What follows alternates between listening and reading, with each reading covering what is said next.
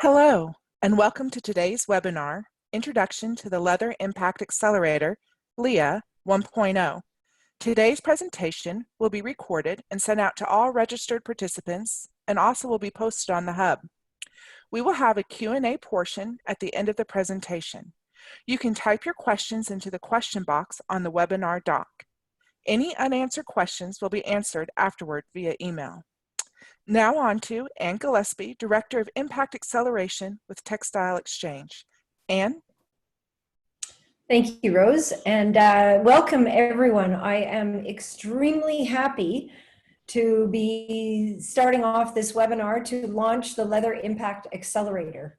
So I will go straight in and give you an overview of the agenda. I'm going to start with a brief introduction to LIA itself, talk about the release, and then we'll dig in further into the details of the different components of LIA and end with a view on how you can participate. So thank you very much, everyone, for joining this webinar. It will be an hour. And I also will have a number of speakers. You'll be introduced through the webinar to the team that is behind the Leather Impact Accelerator. And I'll just ask everyone to briefly introduce themselves and the role as you speak. So what is LIA? LIA is basically a framework that provides an integrated set of tools to accelerate positive actions along the full beef and leather value chain. And the purpose of it was really to give brands a way to know that they were working with and supporting best practices along the supply chain. And we are really trying to give recognition to the different standards and tools that already exist. And so as we walk through the different components of LIA, you'll see that we're referencing a lot of other standards and tools that have been developed by other organizations, but putting it into a full package that everybody can work with and make claims on. But I'm going to start at the very beginning, which is why did we start on leather in the first place? And in 2017, it really began with the numbers. First of all, we were approached by a lot of brands that were both members of Textile Exchange and sometimes not, who wanted us to help them find solutions to address issues in their supply chain. And the initial focus was on animal welfare. And we started to look at, is this an area that Textile Exchange should be working in? What is the opportunity to have a meaningful impact? And when we started to look at it, we realized, okay, it's pretty huge. The leather industry itself in 2017 was about $60 billion. I don't know where it's at right now with COVID. And the value of the stakeholders that we'd engaged with at that point was over $750 billion. And that's basically representing the value of the brands and retailers.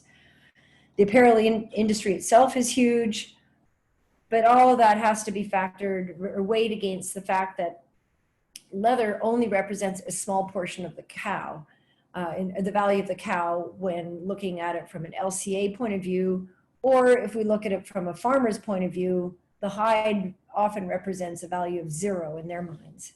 So we really had to look at how are we going to address the enormous potential we have to drive change and have an impact, the desire to have an impact, and then the reality that we've got very little leverage and connection with the farmers. So that brought us down a path that really started in 2017, understanding who are all the players, what are the issues, let's figure out who do we need to work with and what are the different programs we need to get to. And that brings us all the way into 2020, where we are right here today launching the draft first version of the of the Leather Impact Accelerator and the toolkit that's behind that. So from here, we're going to be going into piloting, revision, and then we're aiming to have the final approval and official launch in November to align up with our conference. And there's another slide that I skipped over here, which is the results of the corporate fiber and materials benchmark that was, it's actually just about to be published. I was able to steal a few screenshots of the report on leather, and we had a number of companies that participated, and it was very interesting to see the level of interest and focus on leather and the degree to which these different brands have already made commitments to address the impacts of the leather supply chain by starting off the mapping, by using a number of different tools, such as the Leather Working Group certifications, and to see where their areas of risk are and what they've identified. So, as it says in the slide, COVID-19 has really shown us what a delicate balance we live in. And we really, as much as it's a hard time to take action, I want to emphasize that we still need to. Everyone along the supply chain is in a state of heightened need right now, and the planet is really in a delicate balance. And the more that we can take action to protect the planet, protect biodiversity, to address climate change, the better we can secure a future for all of us. And LIA really is a true collaboration. The work on LIA sits underneath the Responsible Leather Roundtable, which is really a place and space for everyone to connect, to share information, and to identify opportunities for action and alignment. And both within LIA and without, we really have a broad representation of stakeholders across the different industry sectors, the different types of players, from the farmers themselves to industry associations, brands, retailers, processors, and more. So the LIA has been developed through the International Working Group. And there's two main components. One are the scope committees, and we're going to be hearing from all of these leads today. We have Anna Heaton, who's been leading our work on animal welfare, Josefina Aizel, who's been leading our work on deforestation conversion free, Nicole Lambert, who's been leading the work on leather production, and Stephanie, who's been coordinating a lot of this work and has been leading the claims framework. And then we also have the voting members, which is hopefully a lot of you on this call. And there's 4 sectors. There's the brands and retailers, supply chains, producers, and civil society. I'm sure all of you recognize Larissa, who's been helping all of the members and all of the scope committees to be organized. And if you are not already a member, everybody is invited to become a voting member. You have to sign the charter, and there's no financial commitment. It's just we want to register everyone and be sure that you're aligned with our goals. So I just want to take a pause and say a huge thank you to everyone who has made LIA arrive to where we're at right now. The team has been fantastic, but all of the stakeholders, they're in the scope committees themselves. We've had incredible participation from a lot of the different players, many of whom have got very big responsibilities and jobs, but they've been so generous in donating their time and expertise. And the opportunity to be part of this keeps going on. We are looking for feedback. Everything, well, almost everything is now posted on the website. And there are a set of documents in this blue box you can see that are now open for public stakeholder review. When you click on the box that says submit feedback, you will go to an online form. And that just gives us a really good way to collect all of the information from you, and so that we can look at that, and that will feed into the revision. And we'll be feeding back to everyone on the input that we receive. We also have the opportunity for pilots, and we're just about to enter into the piloting phase. We've got a lot of work organized around the process. We're just finalizing a few more details, but we're specifically going to be focusing on piloting LIA for the animal welfare and the deforestation conversion-free work at the farm level and connecting that through the impact incentives and impact partnership incentives. We also want to work with some of the different brands, or sorry, the standard owners to pilot their, or to benchmark their standards against the requirements that we've set, and so that we can better understand how that all is working.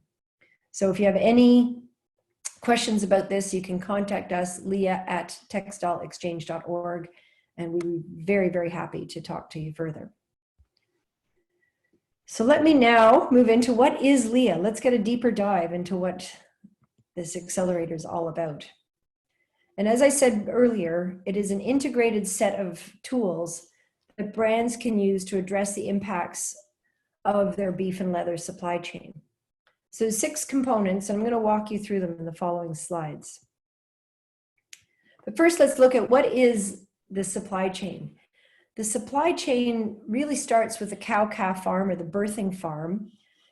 In many cases, cattle will then move to a separate farm, which is called a backgrounder or a raising farm.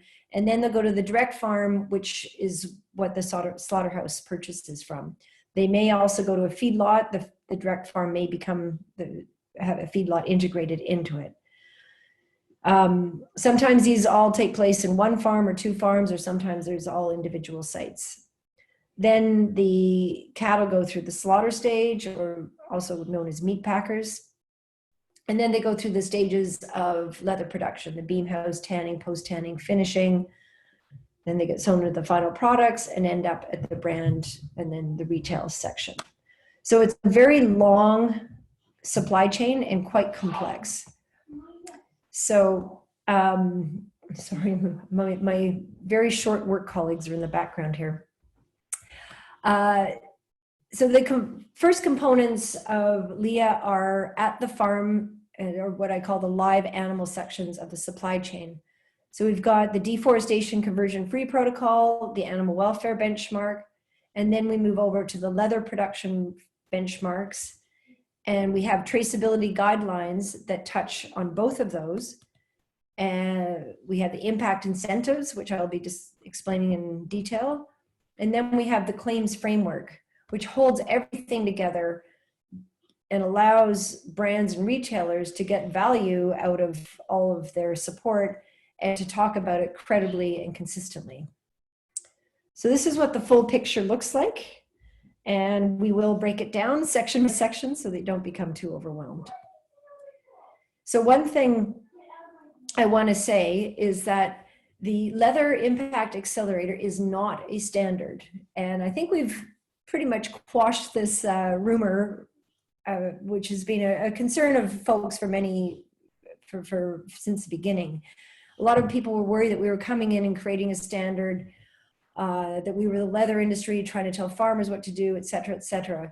We really have stayed away from creating a standard, but what we've done is we've applied benchmarks throughout the different parts of the supply chain, and we're using that to give recognition and really add value to all the work that others are doing.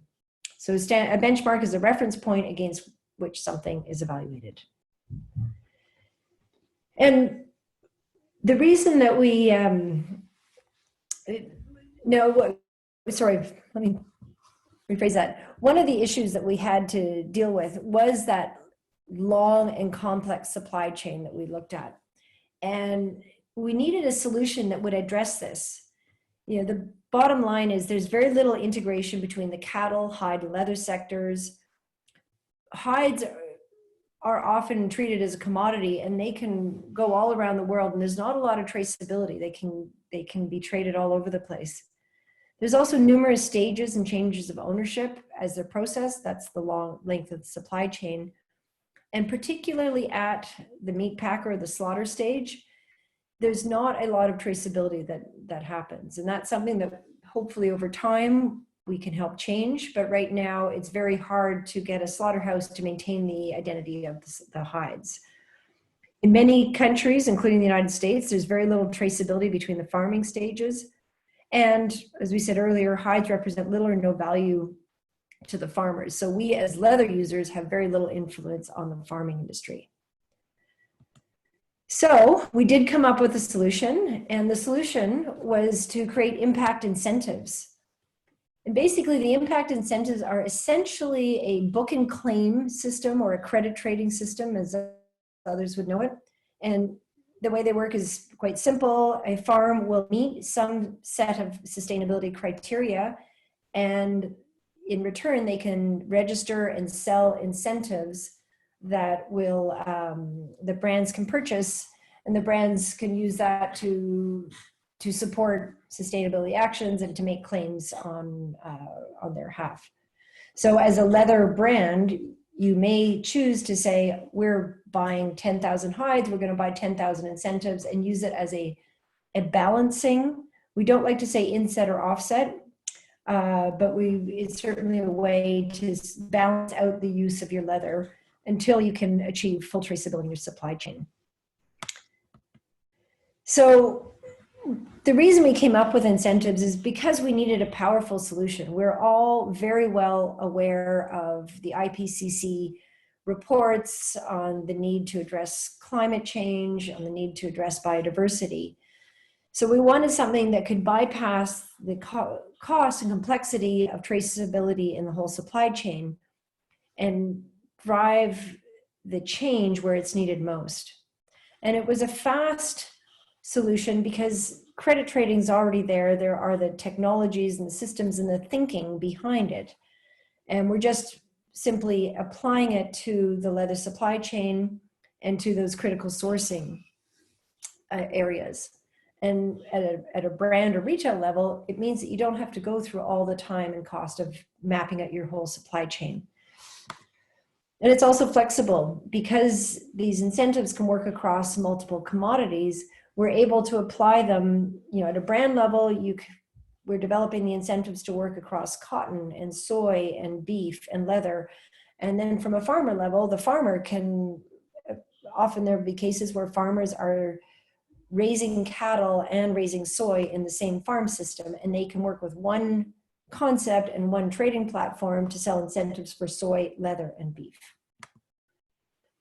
So basically, here's the kind of diagram that shows we can bypass the entire supply chain and deliver brands or deliver value, support, and recognition directly from the brand through to either the birthing farm or any of these yellow dots along the supply chain.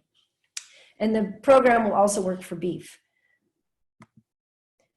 The evolution of the impact incentives is the impact partnership incentives. And we developed this idea to support the marginal farmers that cannot meet a standard. One of the issues with standards or even the incentives as they are is that they basically give recognition to the farmers that are already following best practices. And that's great and it's important, and we need to always support them to sustain the change, that the impacts that they're having. But on the other hand, we also want to take those farmers who still aren't able to achieve those higher levels or even the baseline levels of animal welfare or of deforestation or other practices that we'll be addressing over time.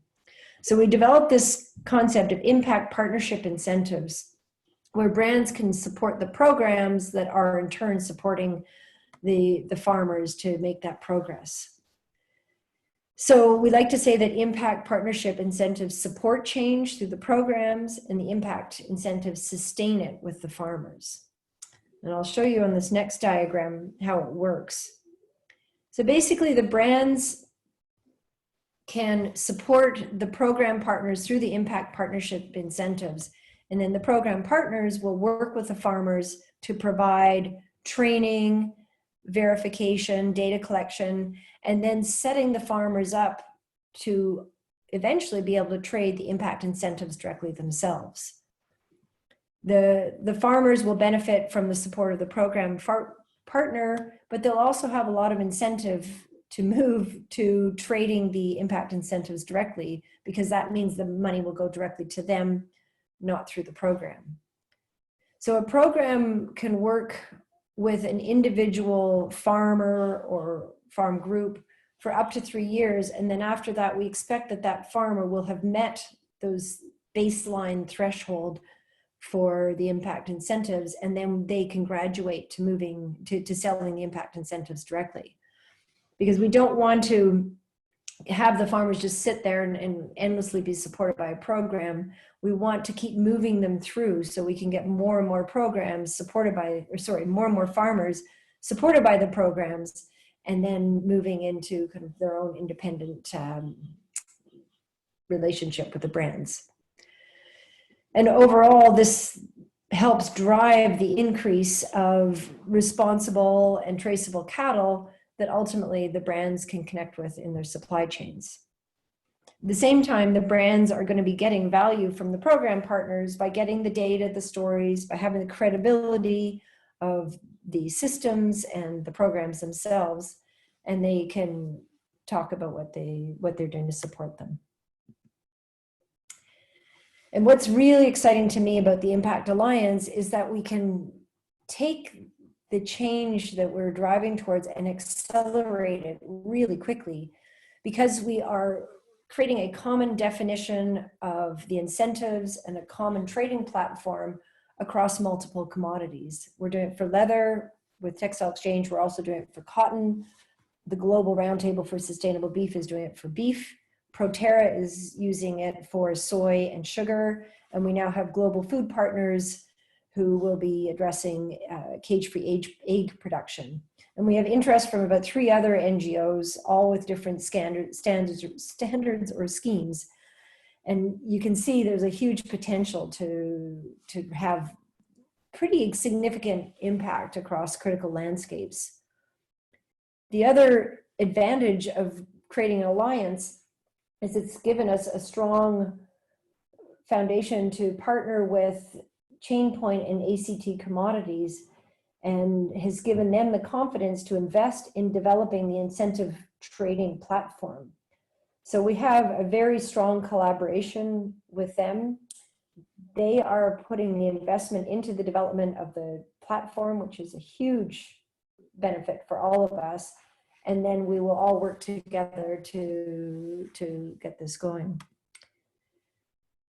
And just one more slide on the incentives. And this is where I get very excited at the potential to drive change where it's needed most. And if we think of a critical landscape, such as in South America, where we know deforestation is there's high carbon stock, high conservation, and high risk areas that need to be addressed. And if we saw impact incentives and impact partnership incentives being purchased by brands in the food, soy, and leather industry from all around the world, just think of the amount of support we could give farmers to drive change. So this is where it gets really exciting, and I think we can be very powerful. So I'm going to take a pause and pass it on to Anna Heaton to tell you about what we've done with animal welfare. Anna? Thanks, Anne. So I'm Anna Heaton. I'm a consultant. I've been working with Textile Exchange and leading the Animal Welfare Committee. What we've been doing is developing the benchmark for animal welfare. And one of the things that we discovered fairly early on in this work was that we needed to have more than one option within our animal welfare benchmark to take account of the different types of cattle production that there are globally, and the different certifications that are already in operation that we are hoping will benchmark get their standards benchmarked against the LIA animal welfare benchmark. So just to give you an overview of what the animal welfare benchmark looks like, is we start with a baseline, and the baseline really is, as it says, it's sort of representing the minimal level of animal care that we would expect from farmers. And in an ideal world, this would already be happening. It is the kind of requirements, just ensuring that there's the animals are cared for, there's not negative welfare happening. But we are aware that in different countries, regions of the world, there are different backgrounds to cattle production, there's different underlying regulation. So this just allowed us to say this is where we think everybody should be. And this aligns with certifications that have built their standards based on the OIE guidelines for beef cattle production. And as I say, this one, as is noted on the slide here, this one's actually quite important to support, because if there are farms that aren't meeting this, or farmer groups that aren't meeting this, these are the ones where you know, there can be big improvements in animal welfare by getting them up to this baseline. And then we have three options above the baseline, and option 1 and option 2 are effectively building in more prescriptive requirements for animal welfare. So certifications that are more detailed in terms of things like the living environment for animals, how much space they have, what the air quality is like, starting to look at, when you get into option 2, outcome measurements like levels of lameness and levels of mortality and what's acceptable and what's not. That starts to match up with those kind of certifications. And then option 3 is the fully grass-based system for whole of life. So certifications that require that cattle are outside for all their lives, hopefully should be able to benchmark with our option 3. So there are this sort of range of option that allows a differentiation of different certifications that might be aimed at different levels of welfare, different types of production. And within this benchmark, we believe that all different systems of cattle production across the world can fit somewhere within the benchmark. Can I have the next slide, Anne? And then, so what, as Anne pointed out earlier, we have got all this information is available on the website, and we're actively looking for your feedback on this.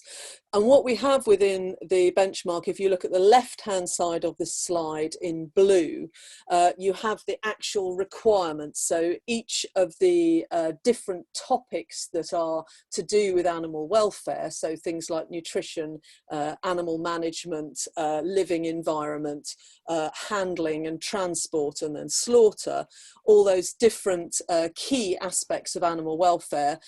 You have the requirements from the baseline through option 1, option 2 and option 3 that are shown. And you'll also see from this table on the left that some requirements or some points within the benchmark have different requirements at each of the different options. So the first one about provision of feed, there's a slightly different requirement as you move up through from the baseline up to option 3. But others, it might be there's a requirement at the baseline, and that's the requirement, it's the same regardless of which option you're at. Or there may be some that there's a requirement at the baseline, it's the same requirement at option 1, then there's a different requirement at option 2. So it's basically a sort of additive benchmark. If there isn't a new prescription at the particular option level, then the requirement at lower options is still stands. So we have the things that are definitely required. Then in green, moving across to the right hand side of the slide, we have things that are recommendations. And there's quite a few topics here where, when the Animal Welfare Committee was talking about what we want to see in terms of cattle welfare, there were points that are not covered in a lot of certifications right now. And what we didn't want to do was build a benchmark that no existing cattle certification could actually match against, or only a very, very few could. But what we also wanted to do was signpost people to say there are recommendations within this, so that certifications could see that as they might review their standards in year to come, this is the aim of where LIA would like to see other certifications make requirements. And these are points that we've said these these could become required rather than recommended in future years of LIA. But so some of this is through the pilot phase, understanding exactly where we sit. And then we have a few consultation points as well, which are topics where there was a lot of discussion within the Animal Welfare Committee, and points where it was sometimes hard to place a particular requirement in a specific option.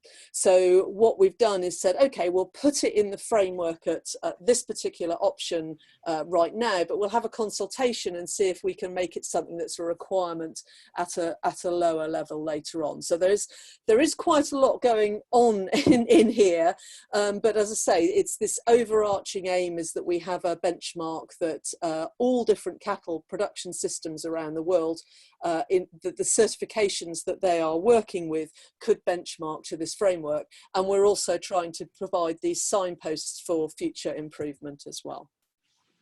Thanks. I think that's all welfare. Thank you so much, Anna. And I'd now like to have Josefina, if you could speak about the deforestation conversion free. Yes, sure. Thank you, Anne. Okay, hello everyone. My name is Josefina Eisel. I have been the leader of the Deforestation and Conversion Free Committee. I joined Textile Exchange in January this year, but I have been working for the Global Roundtable for Sustainable Beef for the last 3.5 years. So I'm also trying to bring the experience from the beef sector as well as my network with the different farmers and local organizations. I'm based in Buenos Aires, Argentina. So just a little bit of context on the deforestation and conversion free. There has been a lot that has been going on for many years, so we didn't mean to invent anything from scratch, because a lot of the things has already been kind of discussed in different roundtables. So we have decided to start from what the Accountability Framework Initiative have defined and the targets that they have set. For those that don't know, the Accountability Framework Initiative, it's an initiative that is run by different stakeholders, that usually the main objective is to help companies to deliver supply chains that are ethical, as they call it, but the main focus is the deforestation and conversion supply chains, how to approach a sustainable supply chain when a company makes a commitment on deforestation or conversion. So we use that as a base. So what we have decided is that when we talk about deforestation or conversion, our approach was going to be zero gross deforestation or conversion. That is what is commonly accepted, and it was also recommended by the Accountability Framework. And when we talk about zero gross, it means that it doesn't allow that you compensate an area that you deforest in your farm into a different area. So zero gross is just no deforestation at all. We have some exceptions. As we said, there's like an area of threshold for minimal deforestation or conversion of 1 hectare.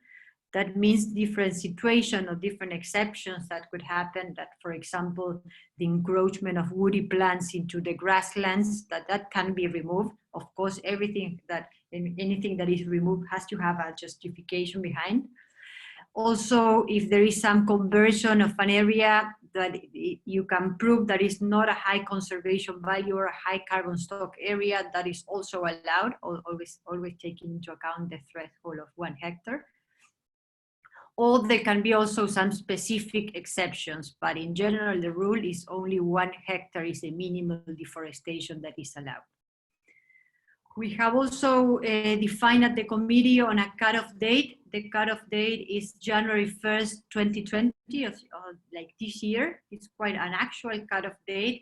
And the reason behind of that is, like, if we have set like a cutoff date in the past, we will kind of discourage a lot of farmers to participate in this program and to make the impact that we really want them to make.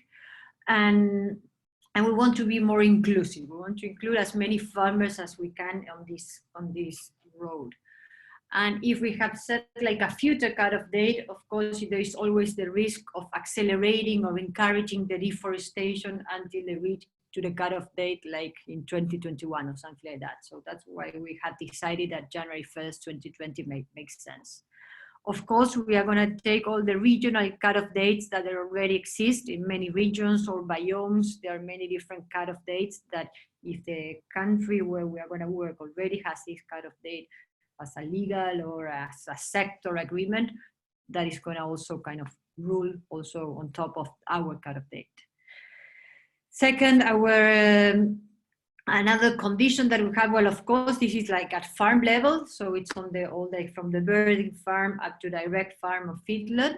And we ask all these farms to have a traceability program in place. We are, like, as we said, in the future, we are going to ask the different layers of the supply chain to also be traceable. But at farm level, we are going to request at least that they are participate at any like a traceability program, either it is voluntary or that they have to do it by the country.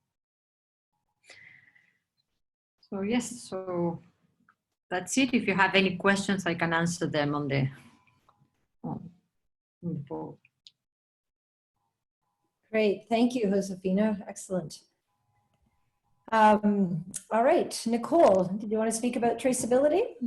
Oh, or leather production first? I'm not sure how that one.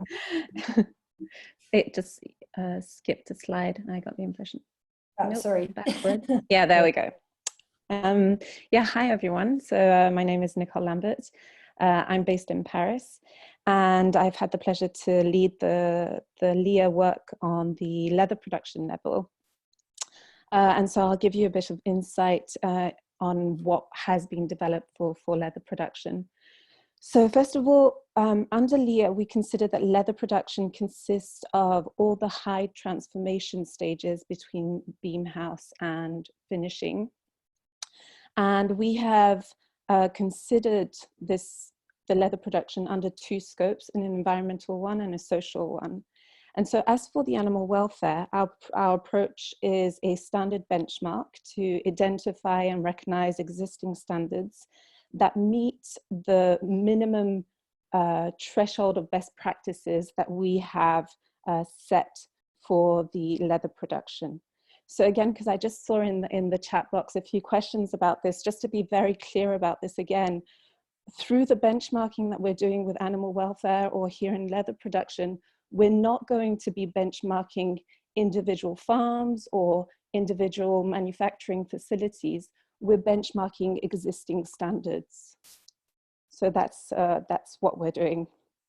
For the environmental scope, we have based our benchmark requirements on the Leather Working Group's environmental protocol. And to be more specific, we've actually leveled it up to the equivalent of the bronze level in LWG. For the social scope, we have fully aligned with the Sustainable Supply Chain Initiative's social benchmark requirements for processing and manufacturing. So I'll just give you a little background on SSCI because I'm not sure many of you are very familiar with it. The SSCI was developed by the Consumer Goods Forum with the objective to recognize sustainability standards through a benchmarking process. And this in order to provide clear guidance for their members on which standards or certification schemes cover key sustainability requirements. So basically their approach is identical to what our approach is for the leather sector. These social benchmark requirements are informed by international reference frameworks such as ILO conventions, the UN guiding principles on business and human rights, and many others. And they were also developed through a multi-stakeholder process. So it's quite a robust benchmarking tool, and we're very happy to be able to align with the SSCI on that. So the drafts that we've released correspond to the environmental and the social benchmark requirements. So again, it's a list of requirements that correspond to what is expected from a standard to address, or what a standard is expected, sorry, to address in order to meet the LIA benchmark.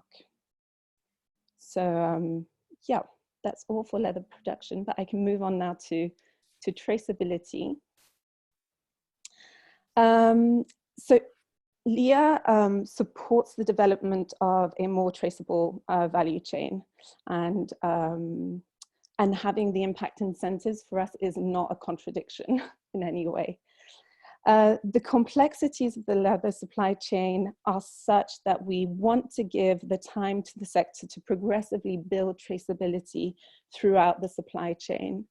So our approach is to initiate this on both ends of the supply chain. On the farm level, we are, and Josefina just mentioned this, we're setting traceability requirements for any producer that will be selling impact incentives. So a producer will have to have a traceability system in place to identify where each animal comes from and where each animal goes to from their farm. And otherwise they won't be able to sell the impact incentives. On the leather production level, traceability will be brand driven. So we will be setting up a voluntary public commitment for brands to sign up to. And by doing so, a brand will commit to mapping its leather production value chain and set up a system to trace hides over an agreed time frame. So here, for instance, we've got over 5 years. The traceability systems will need to meet some basic traceability requirements that we are setting in LIA. And the brand will be accountable for its progress towards the commitment through an annual reporting system. So the overall objective is really over time to connect the traceability at farm level with the traceability throughout the leather production level of the supply chain. Yeah, and that's all on traceability for now. Wonderful, thank you. And finally, Stephanie, if you could talk to us about the claims framework. Sure. Hi, everybody. My name is Stephanie Pokorski, and I am the Innovations and Standards Senior Coordinator at Textile Exchange. I've been leading the work on developing the claims framework for LIA, and we are just about ready to release the first draft of this framework for version 1.0 in about the next week or so. And the objective of this framework overall is to define a clear set of guidelines that all participants within LIA can follow when they choose to communicate about their work within the program. And the framework itself will include prerequisites that each different user group need to meet before they're allowed to make claims, and then general requirements for making claims. So whether it is a brand who's purchasing impact incentives or a leather production supplier who is participating in LIA through the benchmarking program, they will have different requirements associated with those types of claims. And it will also, the framework will also outline the logo use policy for both the LIA and impact incentives logos. And finally, the framework will outline the allowed primary claims for each different scenario across the user groups, plus optional add-ons for those user groups as well. So when we talk about the user groups, this is who can make claims according to LIA. And those include the farms and farm groups who are certified to a LIA approved standard. So we would refer to those as LIA recognized farms and farm groups. Then partner programs who are participating in the impact partnership program, who are supporting the farms and farm groups who are not yet certified to LIA approved standards.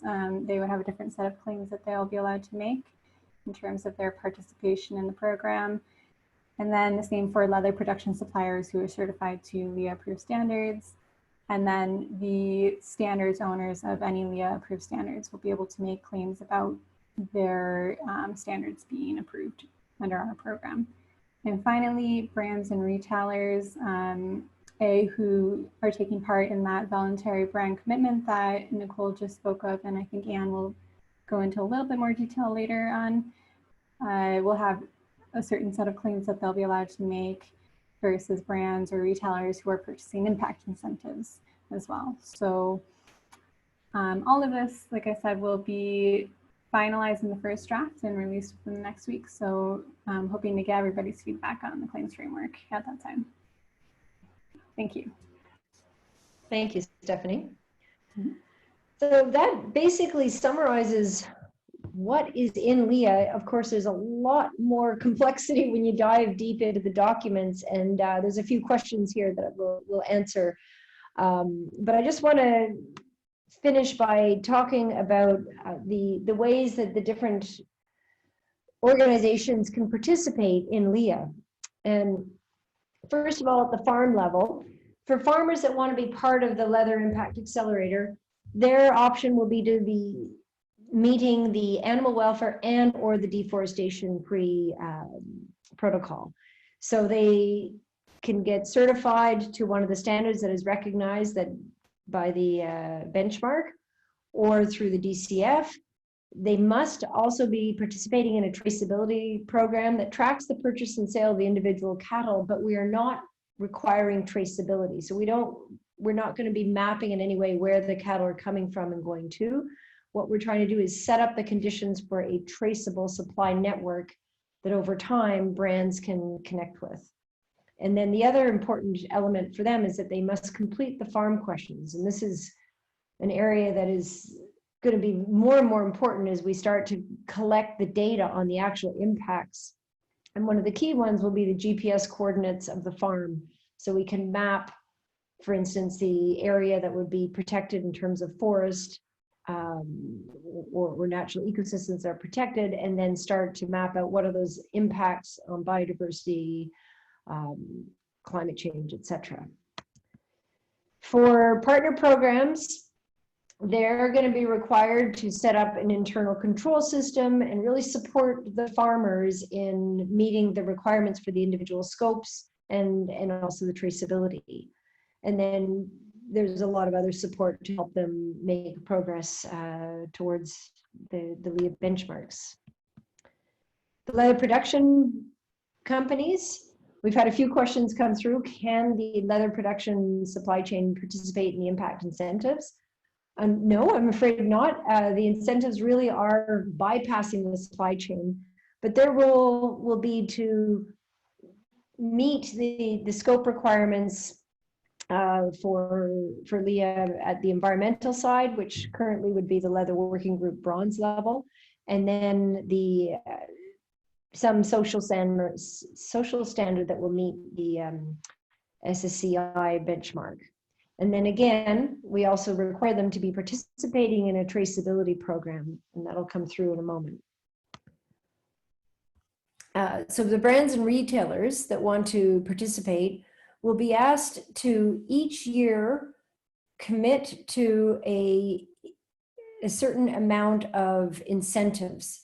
So we suggest a timeline of 5 years. So every year, say you buy 20% of your leather production, you balance out with the purchase of incentives, and to map one stage each year of their supply chain. So within 5 years, we would expect them to have mapped their supply chains all the way back to the slaughterhouse. At the same time, we will have increased the supply of traceable cattle through the incentives. And that means that we've created conditions where brands can potentially trace their supply chains all the way back if that's what they want to do. And then the last component they need to do is to report the progress and their commitment to LIA through the corporate fiber materials benchmark. And that's going to be a win-win because we obviously get a lot of data about the participation and progress of the LIA participants, but as a brand reporting into the CFMB, you get a lot of meaningful data for yourself as well. And then finally, there's the standard owners that wish to be recognized can apply to be benchmarked. We've got several ways to do that. It can be done through an independent third party, but we're also doing that in-house as well, just to be more efficient. So there are 4 different scopes that can be applied, and certainly we welcome any kind of initial work on that. And again, just to reinforce, everyone can be helping us evaluate the future success of LIA through participating in the pilots and giving us feedback online. So on that note, I'm just going to say thank you. We encourage everyone to go visit us at the website or to contact us at lia@textileexchange.org. So I'll pass it to Rose if you want to close off with the questions. Sure. There are a few questions that have been posted, and so I will select a few here. One question is, what is the definition of responsible use of antimicrobials? Which I probably butchered that for you. That would be Anna to answer that one. I'm not sure we can answer it in this call. I can give you a very short brochure. The aim is this following sort of global principles by OIE and various veterinary associations, that the use of antimicrobials in livestock production must not be contributing to the rise of antimicrobial resistance, which is threatening human health. So there are, again, we won't go into it all now, but there was a range of principles for both farmers and vets to use when considering which antimicrobials to use and avoiding in livestock the very critically important ones for human health and when they are used. So that's the basic overview. Thank you. Great, Another question is, trying to fully understand how option 3 farmers will be rewarded compared to the baseline ones. Are they able to sell more credits, for instance? Okay, good question. And just so you know, we're calling them incentives. We're trying to stay away from credits, but I keep slipping as well. Yeah, so the idea and the pricing of the incentives is really going to be based on supply and demand. So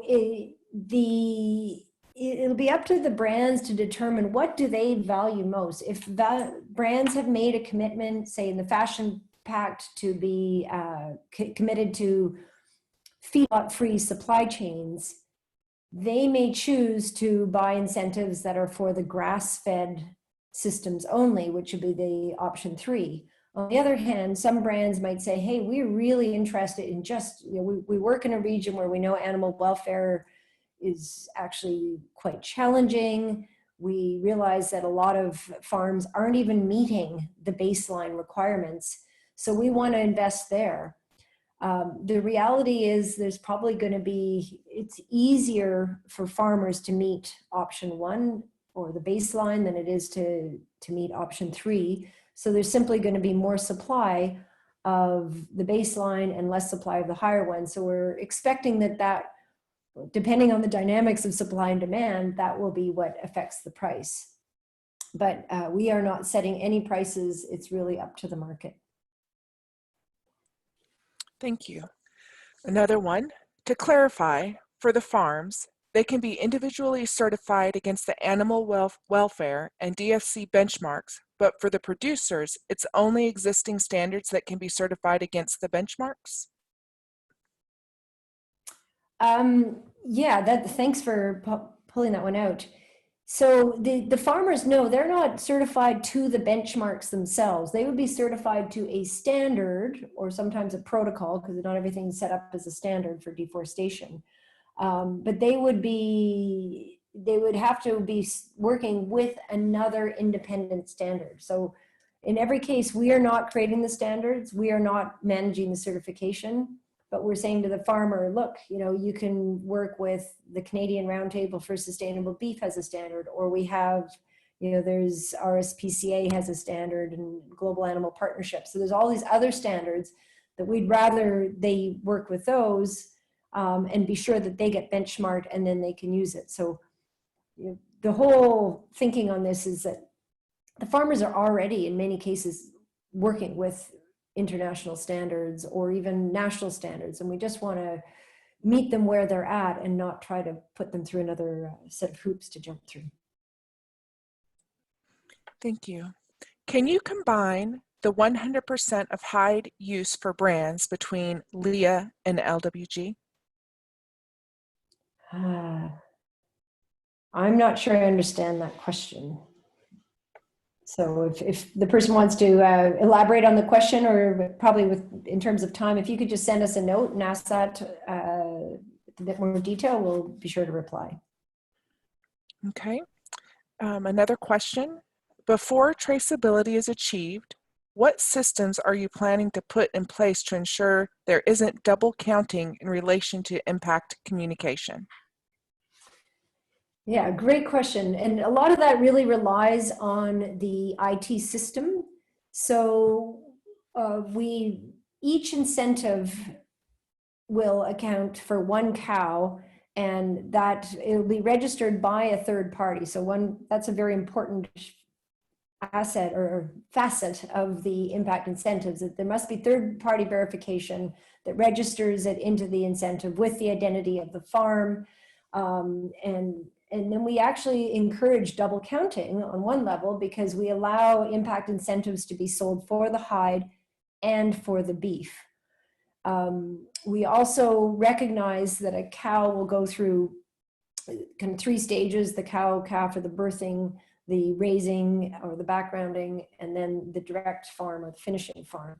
So we have divided the impact incentives into those 3 stages, and we've got a bunch of math that allocates them between the different stages and takes into account how long a cow has spent on a farm. So we call it our cow calculator, and we take kind of an average kind of monthly cow equivalent to determine the number of incentives.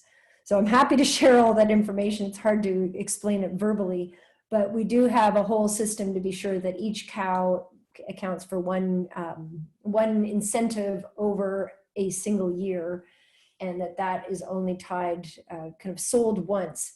Sorry, the other fact that I would say is that an incentive, a farmer can only sell the impact incentive as long as they are not receiving a premium for the physical trade of those goods. So they might physically trade the meat at a premium, but they wouldn't be trading the hide. But if they start selling the hides at a premium as more sustainable or higher impact, at that point they would no longer be able to sell impact incentives. So I hope that is giving some clarity. And we'll have just one final question. Is the SSCI the only social standard holder involved, or are there opportunities for other schemes? This person represents the worldwide responsible accredited production, active in Tier 1 and 2 in the sewn product arena. Yeah, Nicole, did you want to answer that one? Yeah, sure. So the SSCI is not a social standard. It's a social standard benchmark. So just as what we're doing for animal welfare, the SSCI has set up a system to benchmark social standards used for manufacturing and processing, basically. And so what we're doing is just adopting the benchmark they have established. So you as the holder the owner of a social standard, you would actually be able to apply to be benchmarked by the SSCI benchmarking process and be recognized through it if you level up to their threshold.